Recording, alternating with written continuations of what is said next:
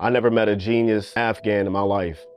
They're generally very humble people. They mean no harm. They're just like farmers and stuff like that, trying to make a living. These words may not sound like the start of a controversial topic, right?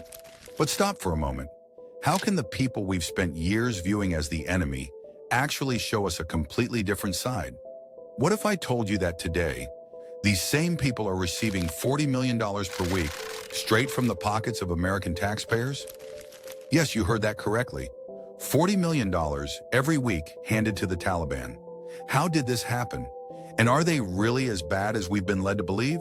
Then you have a different group of people, the Taliban, which we still fund to this day. And that news came out like $40 million a week.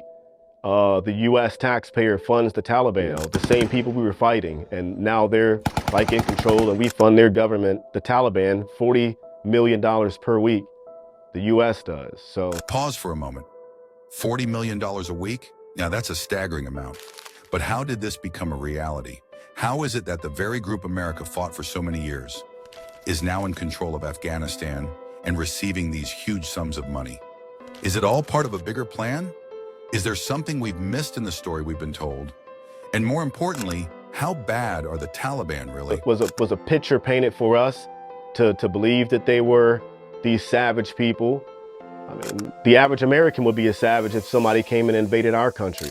We'd all be savages, you know? Let's think for a moment. How would we react if our country, our homes, our families were invaded? Would we remain calm and composed, or would we become savages? How are the Taliban any different from us in that regard? They live under different circumstances, sure, but does that make them any less human? If we were put in their shoes, would we act any differently? Or could it be that we've been made to believe there's something they're not, simply because of the way the media and politics have portrayed them? So I don't think the average person in Afghanistan or in Iraq or the Middle East for that matter is a savage.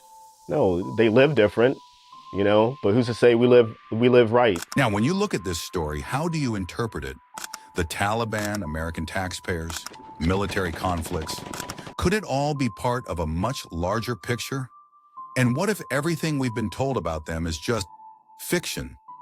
Could it be that we've all been conditioned to believe one side of the story while missing out on the complexities of what's really happening?